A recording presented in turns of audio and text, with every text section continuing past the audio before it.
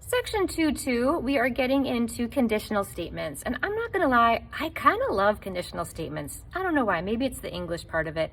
But a conditional statement is gonna be the basis for logic, so we need to spend some time on them. A conditional statement is basically any statement that is an if-then form. It's an if-then statement. If this happens, then this happens. And we call them conditional statements because the if is the condition that has to be met for the then to happen. So here would be an example. If the polygon has 3 sides, then it is a quadrilateral. Here's your if. So your if part of the statement is the polygon has 3 sides. And then here's your then. And what follows afterwards, it is not a quadrilateral. So of course in math, we love to label things. So the hypothesis is the part that follows the if. And we usually label it P because we like to shorten all of our mathematical terminology. So the polygon has 3 sides, we would label that P. That's our hypothesis. The conclusion is the part that follows the then. It's the what happens. And we usually label it Q. So it is not a quadrilateral, would be labeled Q. And notice the if is not part of the P. It's just what follows the if. And the conclusion doesn't really include the then, it's just what follows that. So hypothesis, what follows the if, we label it P. Conclusion, what follows the then, we usually label it Q. We can use other words than P and Q, but that's just what we normally use. Now, a conditional statement may or may not be true. Just because you have a conditional statement doesn't necessarily mean it's a true statement. We're going to work on to show a conditional statement is false. That's just like the prediction that we learned from last time. All you have to do is provide a counterexample. Super easy. Again, to show that a conditional statement is true, we have to do a proof, which is a little more involved. But just so you know, conditional statements don't necessarily have to be true.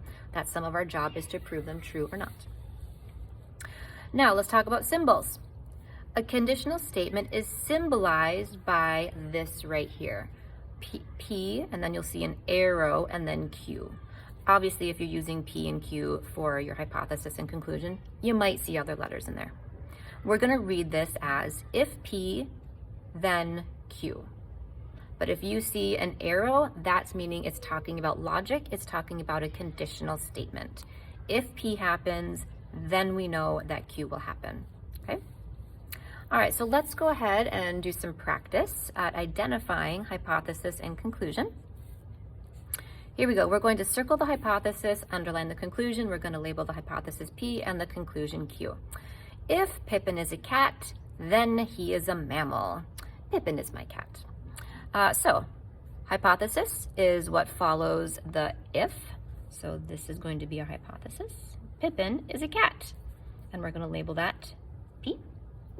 And the conclusion is what follows the then. So we're going to underline he is a mammal. And we're going to label that Q. All right, so that is the basics about conditional statements. Let's continue. Now, writing conditional statements, you might see a lot of conditional statements in disguise, meaning they are conditional statements, but you're not going to see the if-then in the statement. You might need to rewrite the statement in if-then form, and then it's going to be much more easily to identify what your hypothesis and what your conclusion is. And it's going to be really important to identify what those are, because later on in sections we're going to be dealing with lots of other things that you're going to have to know your hypothesis and conclusion. So let's go ahead and do a practice. All red cars are fast. This is a conditional statement in disguise. Notice there's no if and there's no then, so we just need to work on rewriting the statement in if-then form. It sounds kind of corny and it's not like the most beautiful English that you'll ever have done, but it doesn't matter. So think of what are you going to start with? Like your subject is the conditional statement. All red cars are fast. Well, we have to have a red car. So our hypothesis would be something like if we have a red car, or if a car is red, then what's going to happen? Well, then it's fast. So if a car is red, then it is fast. Or something similar to that. If you have a red car, then it is fast. Next one, all triangles have 3 sides. What's your subject? What are you talking about? What do you have to have first? You have to have a triangle, and then what happens as a result? It's going to have 3 sides. So something like, if a shape is a triangle, then it has 3 sides. If you have a triangle, then it has 3 sides. If a triangle exists, then it has 3 sides. Something like that. See if you can do the next 2. Go ahead and pause the video and do the next couple, and then check back and see if your answers are similar to mine.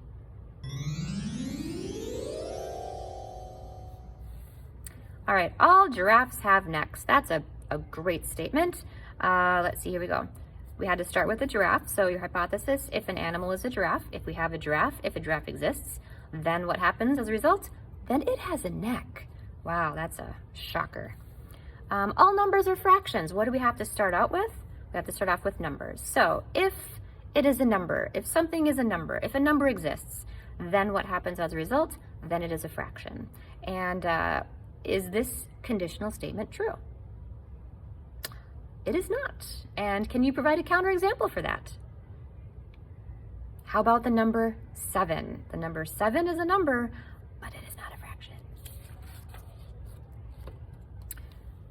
Let's continue.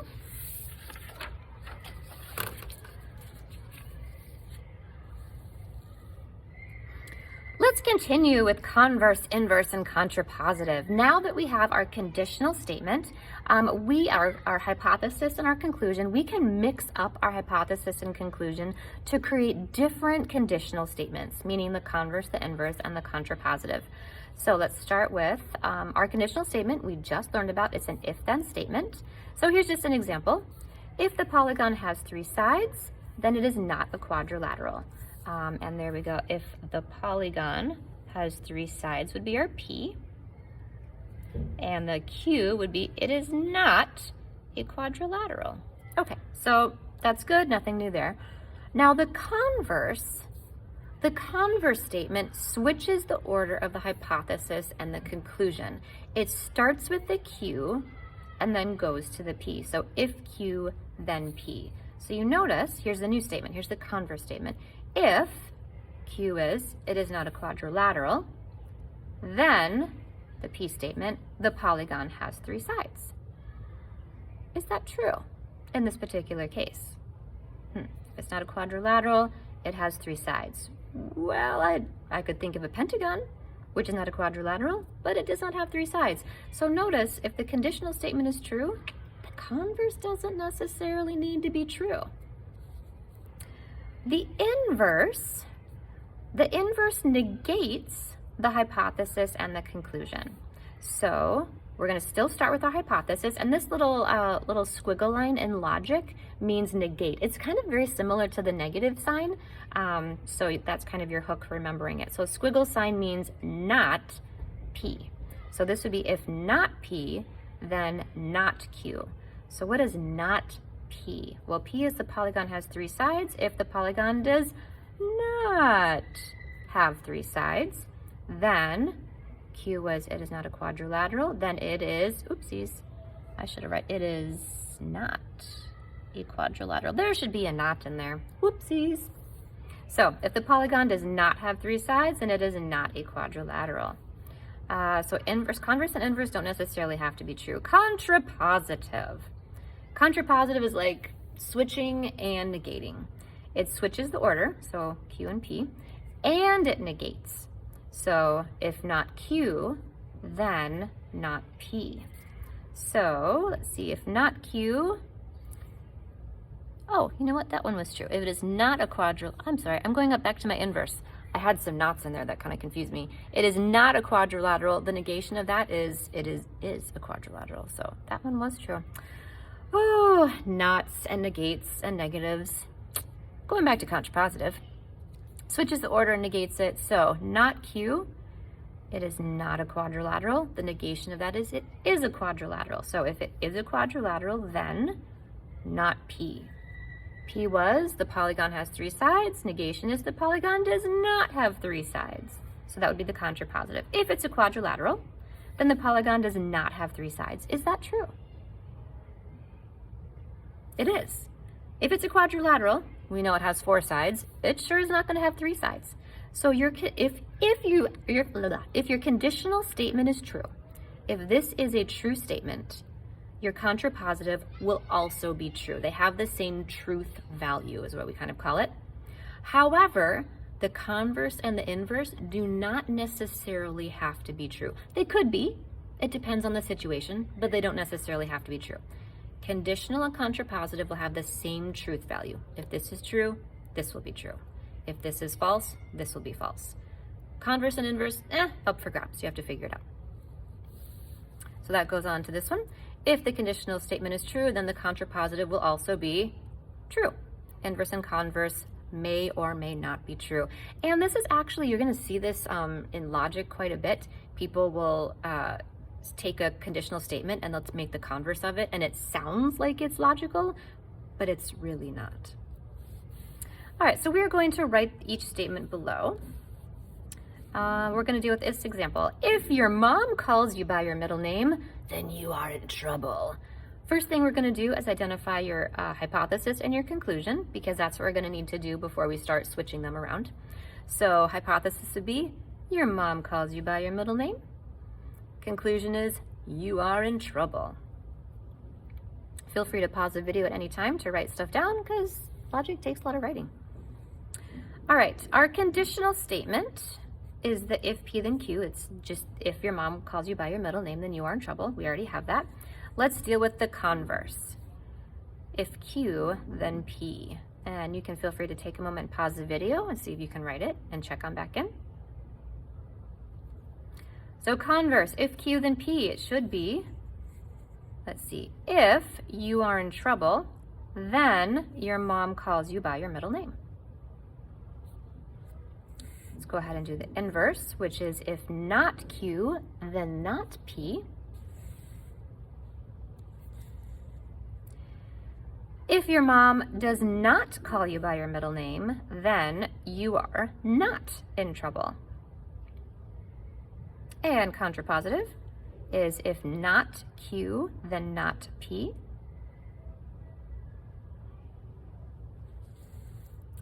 Here we go. If you are not in trouble, then your mom will not call you by your middle name. And the last one that we have, a biconditional, which is a preview of something that we'll get into in the next section. A biconditional looks like that. Notice it has the double arrow. P, double arrow, Q. All the previous ones just had one arrow going to the right. This one's a double. This one means there's 2 things that must be true about it. The conditional statement, if P then Q, has to be true, and the opposite, the flip, the converse, has to be true if Q then P is true. Both of them have to be true in order for the biconditional to be true, because a biconditional statement means you can go both ways. So this is what this would look like. This is just a preview in the next section. Your mom calls you by your middle name. That's our P. If and only if, that's our key word for a biconditional statement. If and only if means it's going to go both ways. You are in trouble. So your mom calls you by your middle name if and only if you are in trouble, and that means if you're in trouble, then your mom is going to call you by your middle name. It goes both ways. So that's a biconditional statement, which we will get to in the next section. So go ahead and have fun with conditional statements, converse, inverse, and contrapositive.